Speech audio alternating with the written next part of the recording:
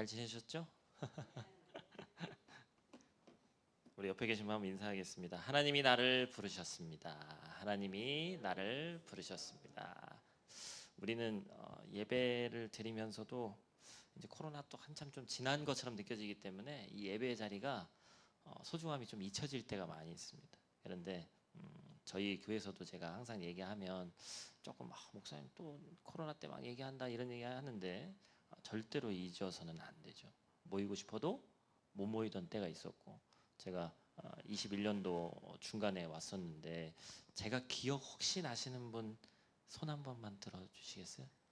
그래도 거의 다 기억나시나요? 그래서 제가 저희 한시호 목사님한테 어디부터 처음 온 것처럼 설교를 해야 되나 아니면 중간부터 설교를 해야 되나 제가 막 그랬는데 코로나 때 또 다들 건강하게 잘 지내시고 제가 그때 코로나 중간에 21년도에 왔습니다. 그래서 지금 3년 반 만에 왔는데 그 기간 동안 또 있었던 내용들도 함께 나누고 어쨌든 제가 해외 나가 있는 선교사다 보니까 원래 저는 교회에서 되도록이면 본문에 충실한 간증도 빼고 말씀만 담백하게 전하려고 얘기를 하는데 이제 오늘은 또 불려진 자리가 부름의 자리가 잠깐 다르기 때문에 있었던 일들 좀 나누도록 하겠습니다. 제가 2013년까지 한국에서 사역 그래도 나름대로 열심히 하고 있었는데 그 2013년 후반부에 하나님께서 특별한 좀 부르심이 있어서 2014년 1월 21일에 체코 프라하에 선교사로 또 한인교회 부목사로 이제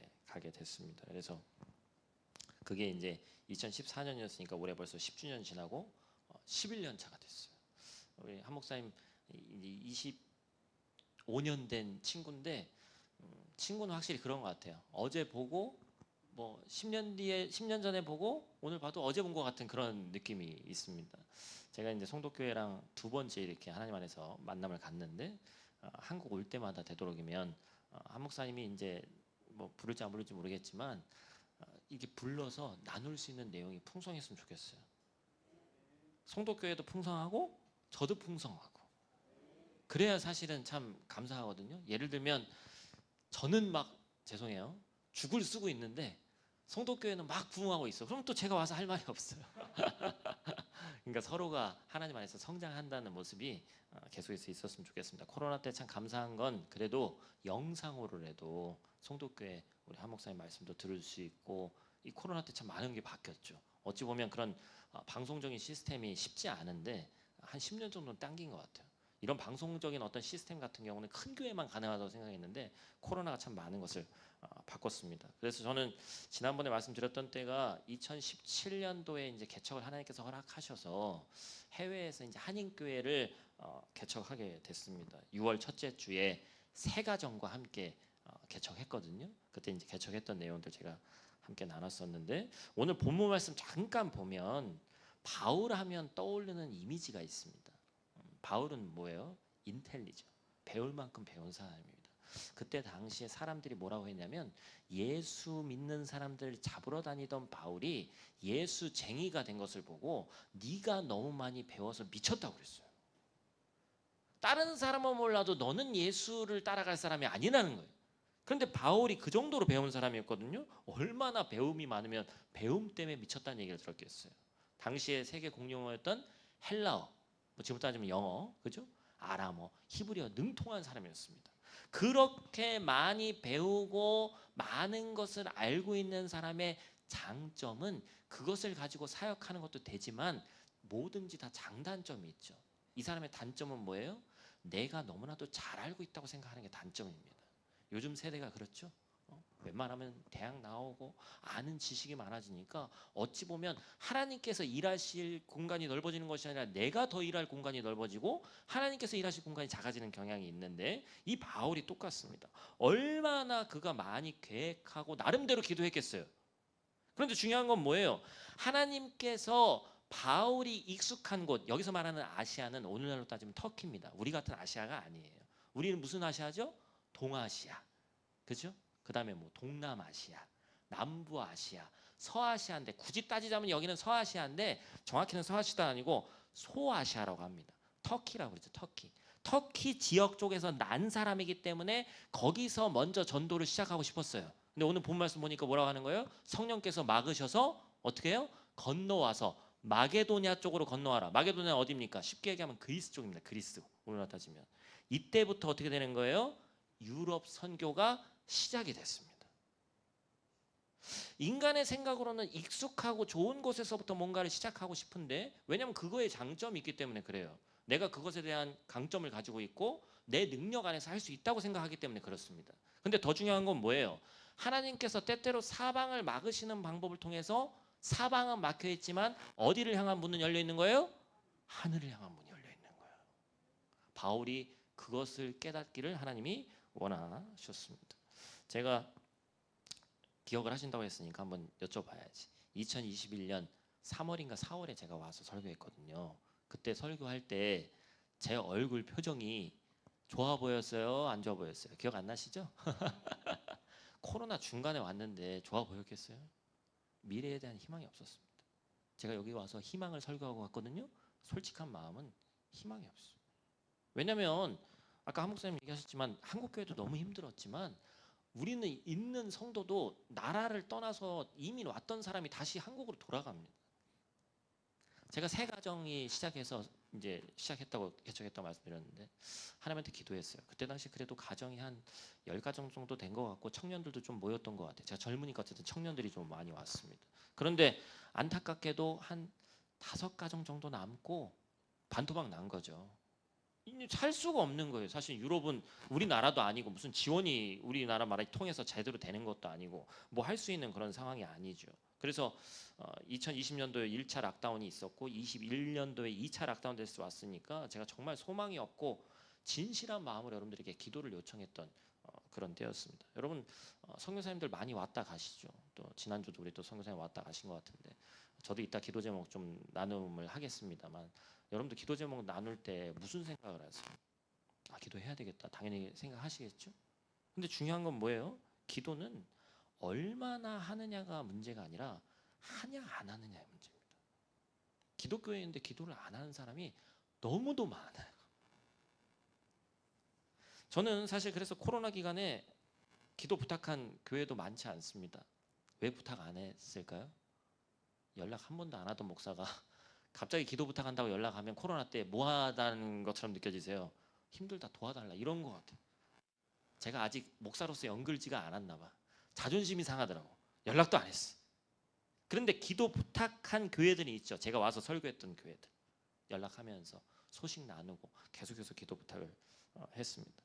여러분의 기도 덕분에 제가 이 자리에 있습니다. 할렐루야.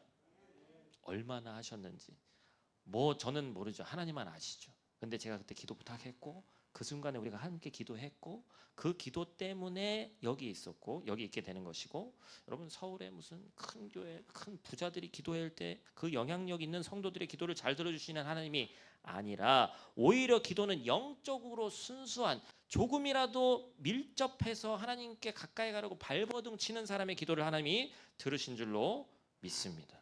여러분 하나님은 기도를 선택하는 하나님이 아니에요. 성경에는 그런 내용이 나오지 않습니다. 기도를 뭐 하시는 하나님? 들으시는 하나님. 할렐루야. 우리의 기도를 무조건 들으신단 말이에요. 여러분 코로나 때 제가 그래도 다행인 건 그 이전에는 젊은 사람들도 좀 모이고 어쨌든 목사가 젊다 보니까 우리 교회는 앞으로 이렇게 나가면 되겠구나. 젊은 사람들 위주로 모이고 프라하에서 좀 젊게 이렇게 해가지고 목회하면 되겠구나. 그래서 좀 괜찮았습니다. 그런데 이제 저희 아내가 갑자기 전공이 미술 교육이에요. 그래서 프라하에 어떤 미술 학원을 하나 차렸으면 좋겠다. 왜냐하면 나가서 우리가 막 붕어빵 나눠주고 이런 전도를 할 수가 없습니다. 해외는 한국 사람들이 다니는 데 가서 진쳐놓고 전도할 수가 없어요. 그러니까 이제 찾아오게끔 만드는 게 가장 좋은 거겠죠. 그래서 제가 별 생각을 다 했습니다. 카페를 만들까? 왜냐면 찾아오니까. 근데 이제 저희 아내가 미술 학원을 차리고 싶다는 거예요. 그래서 무슨 미술 학원이냐? 왜냐면 미술 학원 차리면 어떻게 돼야 돼요? 이 월 납부 금액, 연 납부 금액 회비 내고 한국에서 사오는 거예요. 그걸 하고 싶다는 거예요. 그래서 좀 너무 오버 아닌가? 그래서 이제 제가 좀 막았는데 그럼에도 불구하고 저희 아내가 강행을 해서 2020년 초에 미술 학원 프랜차이즈를 한국에서 사옵니다. 여러분 시기가 언제라고요? 2020년 1월이잖아요. 시기가 뭔가 잘못됐다는 게 느껴지시죠?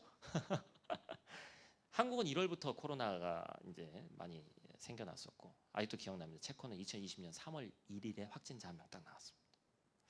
제가 그걸 딱 이제 듣고서 없는 돈 있는 돈 다 끌어모아가지고 프랜차이즈 사왔는데 목사지만 머릿속에 무슨 생각이 들었겠어요? 이거 망했구나.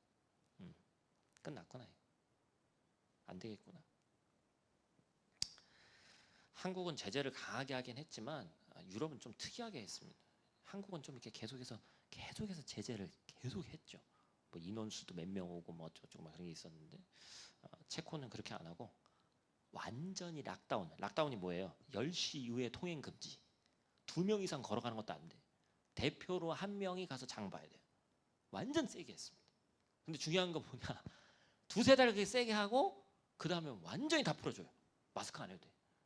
특이하죠.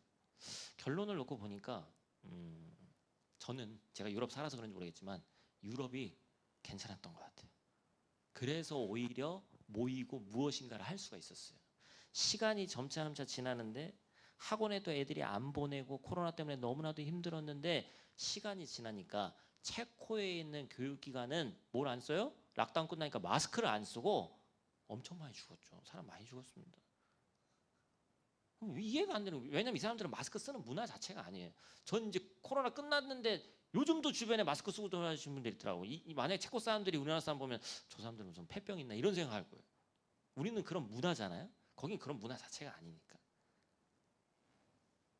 교회도 모일 엄두도 안 나고 여러 가지로 힘든 가운데 있는데 시간이 지나니까 이 한국 엄마들이 너무나도 애들을 집에 데리고 있기 힘든 거예요. 한 명, 두 명씩 저희 아내에게 연락이 오기 시작합니다. 거기 마스크 쓰죠? 아이들 보내도 되나요? 그러면서 한 명, 두 명이 오는데 코로나 전보다 2배가 늘었습니다. 할렐루야. 여러분 저희 집 월세가 아까 한 목사님한테 말씀드렸는데 월세가 200만 원입니다. 저희 집이. 전 사택이 없어요. 아예 사거나 어떤 분은 그런 얘기 목사님 전세 없나요? 유럽은 전세 없습니다. 사거나 월세를 내거나. 근데 보증금이 또 감사하게 어찌 보면 한 달 월세예요. 이건 또 괜찮죠? 보증금이 뭐 몇 천만 원 억 이게 아니니까.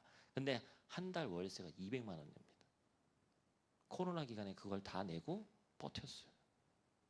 이거는 그렇게 살았습니다라는 표현은 어울리지 않고 버텼습니다. 저희 아이들 둘이 있는데 먹고 살아야 되잖아요. 하나님이 교회 쪽에서 뭐가 제가 생각했던 방향으로 성도가 늘고 부흥하고 이거는 막혔는데 희한한 방법으로 하나님께서 다른 방법으로 채워주시는데 그러면서 아이들이 교회에 한두 명씩 오기 시작한 거예요. 사실은 굳이 따져보면 한 40명의 그 학원생이 있다고 하면 그 중에 한 절반은 뭐 다 교회 다니는데 다른 교회도 다니고 뭐 이러고 했던 것 같아. 근데 이제 거기 안에서 연관되어지고 연결되어지고 저는 이제 코로나 때 딱 하나 했습니다. 모일 수 있는 기간도 있었지만 못 모이는 데는 제가 이런 마음이 들었어요. 한국에 없으니까 해외에서 한국에도 영향을 끼치고 또 교회를 모일 수 없는 우리 공간 자체가 없으니까 빌려 써야 되니까 어떻게 할 수 있을까? 제가 그때 든 생각이 영상의 1000번제를 드리자. 솔직히 정확히 그런 표현은 아니었습니다. 지금 지나노니까 그렇지. 매일 아침 매일 묵상 찍고 누가 보든 안 보든.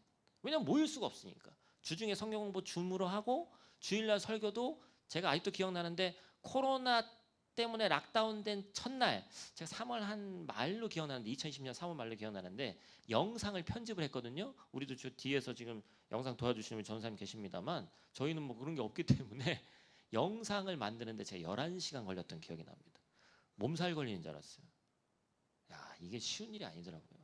그런데 그것이 계속해서 반복되고 하다 보니까 실시간 예배를 드리고 뭘 하다가 보니까 제가 얼마 전에 저희 교회 유튜브를 봤어요.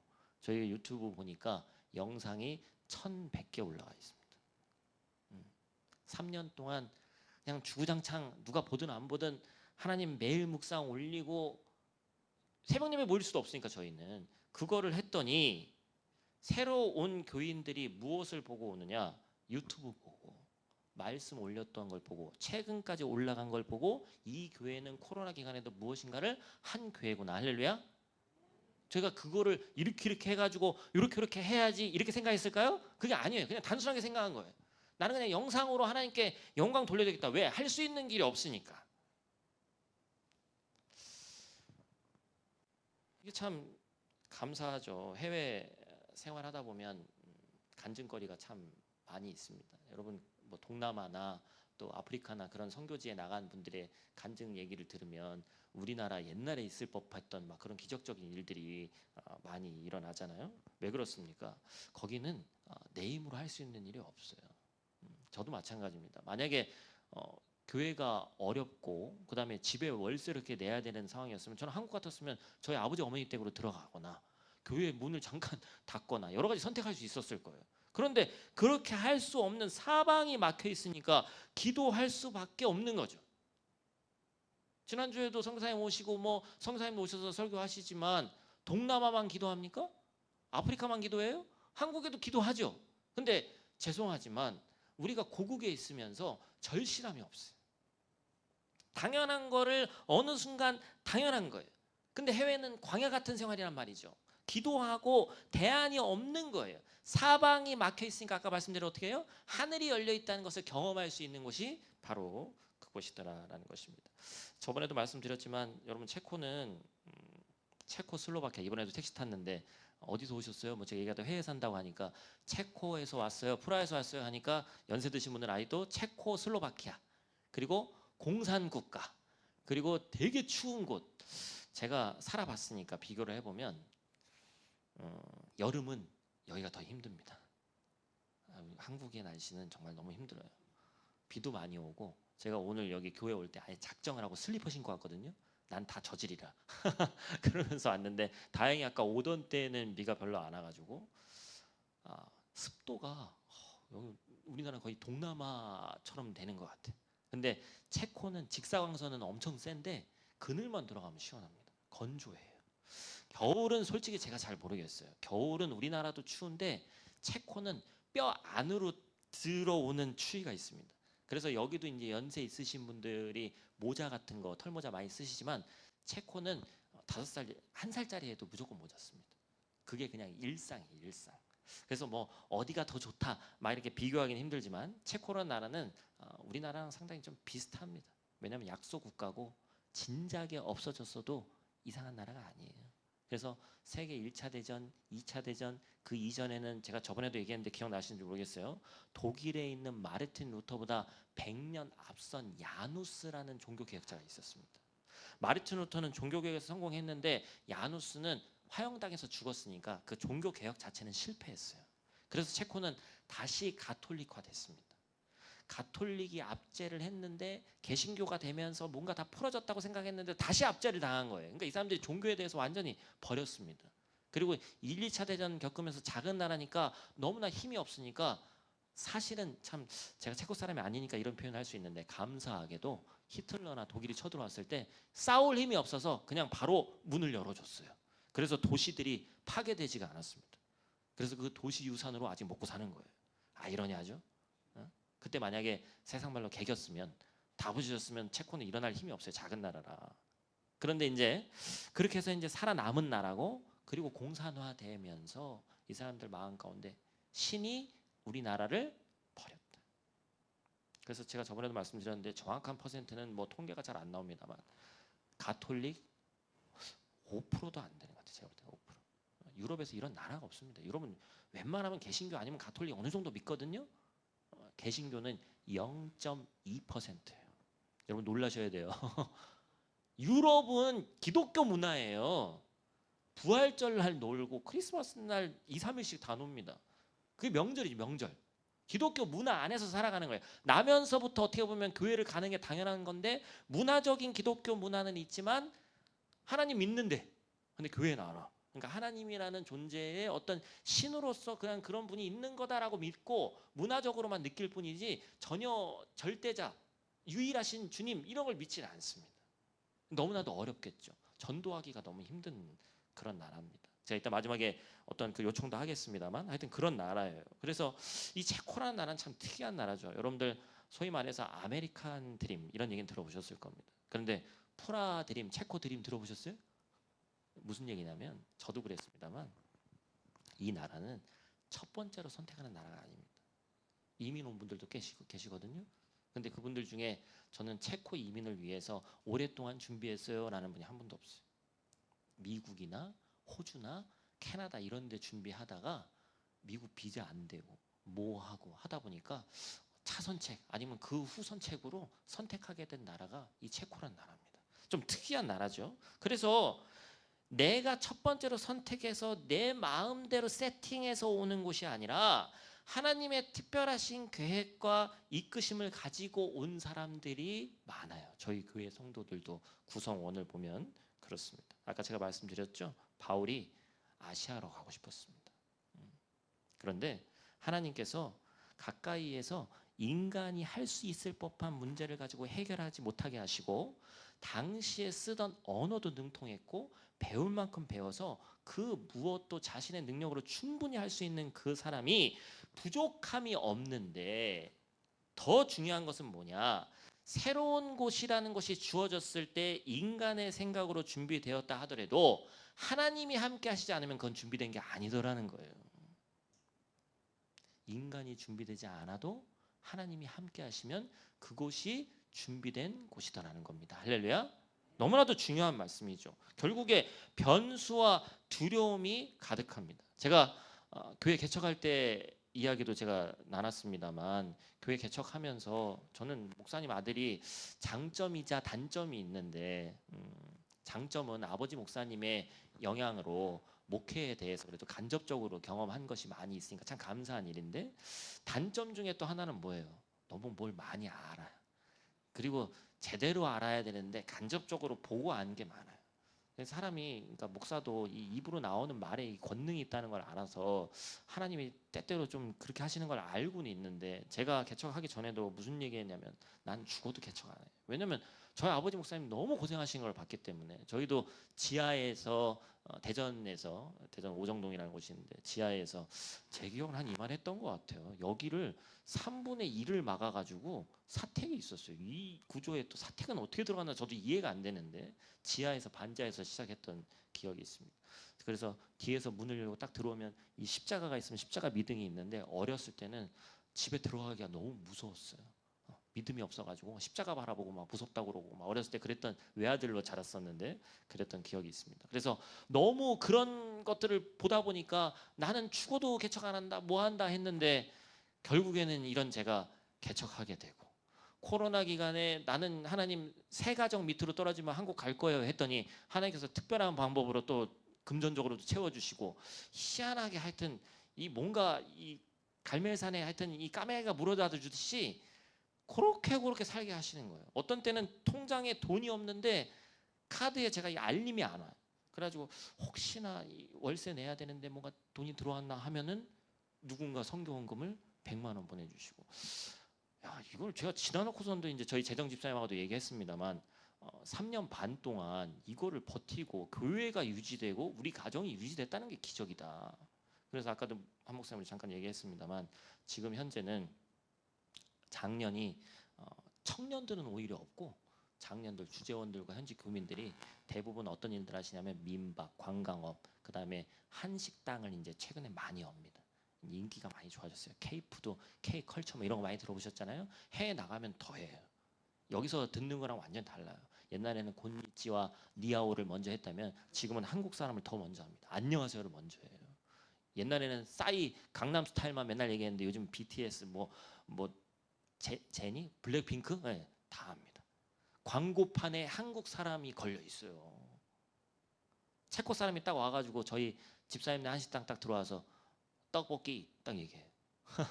정확한 발음으로. 그래서 야 이거 엄청 매워. 안 돼. 영화에서 봤는데 너무 먹어보고 싶대. 불닭볶음면 없는 가게가 없습니다. 그런 시대를 저희가 살고 있어요. 그래서 저희 성도들한테도 한국 사람으로 이민 와서 살기에 가장 좋은 시기를 우린 살고 있다. 한국 사람이기 때문에 내가 노력하지 않아도 한국 사람이라는 이유 하나만으로 K푸드, K컬처 때문에 존중받는 시대에 살고 있다. 그러면서 저희 아내가 그런 사업을 통해서 한 명 한 명이 전도되고 또 이제 작년에 히트 상품이 하나 있었습니다. 제가 저희 아들이 축구를 좋아하는데 축구를 하러 갔다가 인종차별을 당했어요. 이게 어쨌든 아시아 애들은 유럽 애들하고 생긴 게 다르니까 그래서 이제 이거 이런 거 많이 하죠. 근데 못 배워서 그런 거예요. 그 어린애들은 잘 몰라서 그런 거죠. 그랬는데 그 축구 클럽에 한번 갔다가 두 번 다시 안 가겠다네. 근데 축구는 하고 싶대. 그래서 제가 뭐 어떻게 해요? 개인 과외를 알아봤어요. 근데 축구 선수도 안 될 애한테 이런 걸 해야 되나 그런 생각이 제가 막 생각이 들었는데 알아봤더니 예를 들면 1시간에 3만 원인데 애들을 5명 데려와도 3만 원이에요. 무슨 얘기 이해되세요? n분의 1을 하는 거예요. 그래가지고 5천 원, 6천 원 내면 3만 원 내가지고 할 수 있는 수업이 있더라고. 그래가지고 저희 애랑 몇 명이 좀 시작을 했습니다. 근데 이게 소문이 나가지고 저희 교회와 교회 안 다니던 분들도 목사님 축구 그런 클럽 좀 열어주세요. 영어와 체코로 축구를 가르치는데 지금 그게 이제 30명 정도 모입니다. 거기에서 절반 정도가 전도가 되고 그래서 결국에는 아까 한 목사님 얘기했지만 장년이 40명이면 원래 주일학교를 11조라고 불러요. 그렇죠? 그래서 애들이 40명이면 어른 한 400명 있어야 돼. 그래서 저희는 아이들과 어른의 비율이 1대1입니다. 장년 40, 어린이 40. 하나님께서 특별히 참 은혜를 주셔서 어떤 분들은 잘 몰라서 해외에 있는데 그냥 그 나라 교회에 가고 해도 될 텐데 왜 한인교회가 필요하냐. 여러분 한국만 해도 지역과 그 위치에 따라서 다 다릅니다. 특색이 달라요. 그런데 해외 나갔는데 언어도 다르고 그 정서적으로 되지가 않죠. 유럽은 제가 정말 죄송한데 3년 반 만에 한국 들어오니까 이게 영적인 분위기라고 해야 되는지 제가 느낌인지는 잘 아직 기도를 저도 그 정도는 안 해봤습니다만 많이 달라졌어요. 유럽은 뭐 남자 여자 할 거 없이 막 온 몸에 문신에 막 술 담배 막 쩔어가지고 그런 게 너무 당연하게 돼 있거든요. 지금은 이제 마약도 마약이지만 이 대마초 엄청 핍니다. 거의 유럽은 합법화됐기 때문에.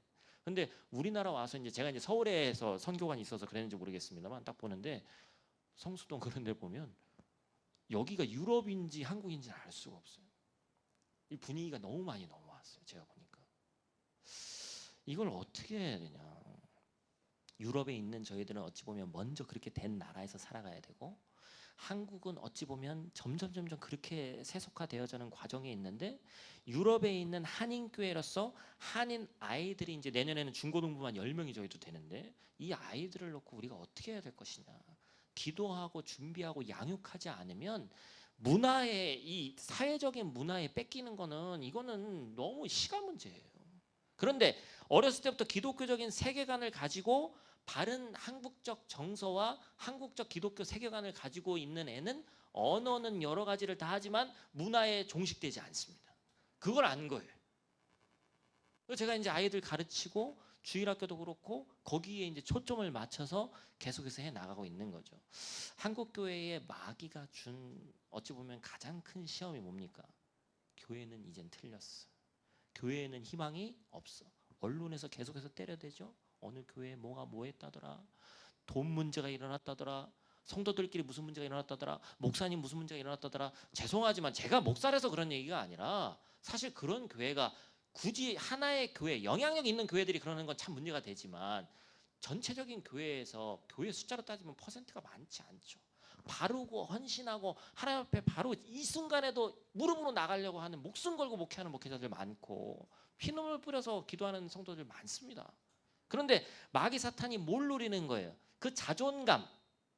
그리스도인으로서 남은 것은 그 자존감밖에 없거든요. 우리가 명예를 바라는 사람이 아니기 때문에 하나님으로부터 마지막 날에 주님 앞에 섰을 때 잘했다 칭찬받는 그 순간이 그리운 거지 이 땅에서 잘했다 칭찬받는 건 중요한 게 아니에요.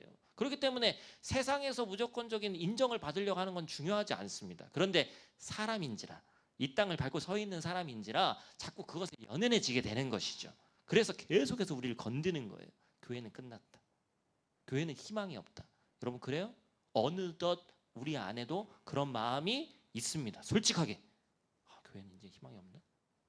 근데 여러분 중요한 사실은 이 송도 지역에 인천 지역에 주님의 믿음의 복음의 보루가 이 송도 교회인 줄 믿습니다.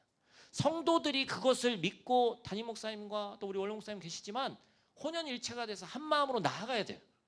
우리가 그 자존감이 떨어지면 마귀 사탄이 역사합니다. 저도 마찬가지예요. 복음의 최전선에 서서 선교지라는 곳에 있는데 그곳은 더하죠. 아유 뭐 한국 사람들 몇 명 모여가지고 저것들 뭐 하겠어. 죄송하지만 죄송한 얘기는 아니죠. 감사한 일이죠. 체코 교회가 있는데 코로나 이전에는 한 120명 가량 모였습니다. 체코에서 제일 큰 교회 중에 하나예요. 저희가 얼마 전에 7주년 기념 예배 드렸습니다. 성도들 다 교회에 이제 안 나오는 분들도 초대하고, 해외는 좀 특이합니다. 뭐 초대하면 그래도 잘 와. 뭔가 이렇게 행사 같고 어떤 한인 기관에서 뭘 하는 것 같으니까, 어떤 분들은 모르겠어요. 우리는 그런 정서는 좀 아닌 것 같은데 창립 기념 예배를 하는데 손님이 꽃을 사와. 이상하다. 근데 또 사오니까 너무 감사하죠. 그래서 교회 안 다니는 분들까지 왔는데 한 100명 정도 모여서 7주년 기념 예배를 드렸습니다. 체코 사람들이 저희한테 빌려준 교회 사람들이 지나가면서 다 이러고 가요. 얼마나 감사한 일이에요. 희망이 보이잖아요. 인원수가 어느 정도 받침이 돼야 일을 할 수 있습니다. 여러분, 제가 좀 기도 제목 나누고 싶은데, 좀 관심이 있는 분들은 보셨겠지만 체코에 지금 이제 원자력 발전소를 세우려고 합니다. 그래서 한수원에서 이제 진출해서 프랑스랑 우리나라랑 붙었어요. 그래서 이제 이번 주, 빠르면 이번 주 아니면 8월 초까지 해서 결정이 납니다. 그래서 한국 사람들이 체코에 프라하에 한 2,500명 정도 살거든요. 많나요? 적나요? 저는 적은 것 같아요. 더 많아야 돼. 참고로 LA 100만 명 정도 살죠. 그러니까 그런 데랑 비교하면 안 되지만, 가까운 프랑크푸르트, 독일의 거의 수도 같은 곳, 베를린 말고 프랑크푸르트가 한 3만 명 삽니다. 그러니까 많이 살아요. 해외 한국 사람 많이 삽니다. 능력 있는 사람들도 많고. 그런데 저희는 한 2,500명 사는데, 만약에 한수원 들어오면 한 4,000명 된다고 해요. 한인 사회가 커져야 됩니다. 전도하고 신신한 사람들 몰려오게끔 하고, 기도하면서 지금부터 준비해야 돼요. 여러분들 기도해 주시고. 체코 교회한테 미안한 얘기지만 체코 교회는 희망이 없습니다. 가까운 파리에 파리 연합교회 목사님이 있는데, 제가 이제 형님이니까 형님, 목사님, 새로운 희망을 받습니다. 뭐요? 그 교회에 흑인 자매, 백인 자매가 왔어요. 요즘에 한국 문화에 대한 관심이 많으니까 한국어를 하면서 와서 성가대를 하고 흑인 자매가 꽃꽂이를 합니다. 예전엔 상상도 할 수 없는 일이지. 예전에는 상상할 수 없는 일이었어요. 불어를 우리가 배워서 불어권에서 복음을 전파해야 되겠다. 이젠 거꾸로 한국말을 아는 젊은 세대들이 생겨났어. 우리가 한 일이 아니에요. 이거는 문화가 한 일이에요. 사탄은 문화를 사용하는데 감사하게 거꾸로 하나님도 그걸 사용하시는 거예요. 그것을 통해 가지고 한국에 관심 있는 친구들이 오기 시작합니다. 우리 교회도 저거 되겠구나. 그것을 놓고 기도하고 있습니다. 준비해야죠. 한국어도 가르쳐야 되고 이제 그쪽에서 준비해야 되는데, 그래서 체코 교회한테 섬김을 받기보다는 그들을 우리가 섬겨주는 교회가 돼야겠구나. 이전에는 체코 교회가 저희를 바라보면서 불쌍하죠. 외국인들 와가지고 교회 건물 빌려달라고 그러지. 모였는데 그냥 한 150석 되거든요.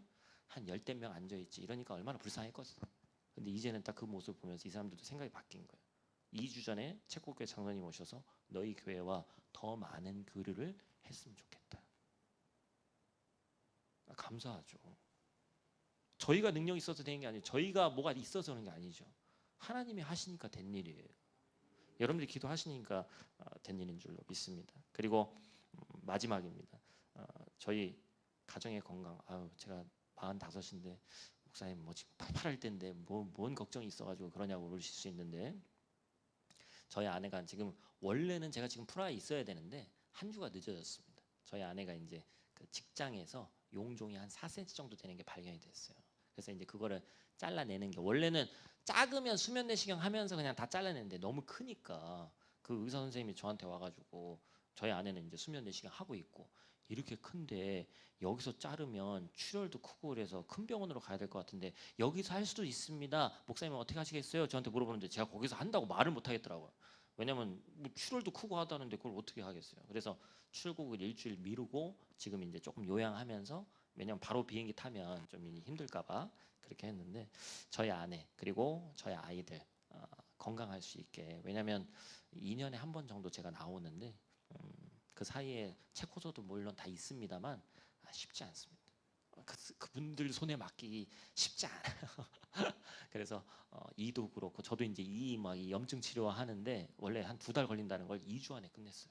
그러니까 이런 게 이제 좀 해외 살면서 문제죠. 그래서 저희가 건강해서 그런 일들을 잘 감당할 수 있게 여러분들이 기도해 주시길 부탁을 드립니다. 기억하시는지 모르겠지만 지난번 왔을 때 제가 함께 나눈 말씀의 제목이 먼저 된 자의 나라에서라는 제목이었어요. 유럽이 먼저 된 자의 나라 맞죠? 그런데 지금 어떻게 돼 있죠? 여러분들 유럽 투어 한번 가보신 분들이 있으시면 앞으로도 가보시면 그래요. 교회 투어 많이 합니다. 성당 투어. 거기 가서 예배 드리는 거예요? 구경하는 거예요? 구경하는 거예요. 저 성화는 멋있구나. 어? 여러분 근데 교회는 뭐 하는 곳이라고 했어요? 하나님 말씀에 기도하고 예배하는 곳이 투어하는 곳으로 바뀌었어요. 여러분 이게 10년, 20년 뒤에 우리의 모습이 아니라고 할 수 없습니다. 응? 여기는 죄송해요. 그냥 비유로 얘기하는 건가? 송도교회가 있었던 자리야. 프라 한마음교회가 있었던 자리야. 이건 안 돼요, 여러분.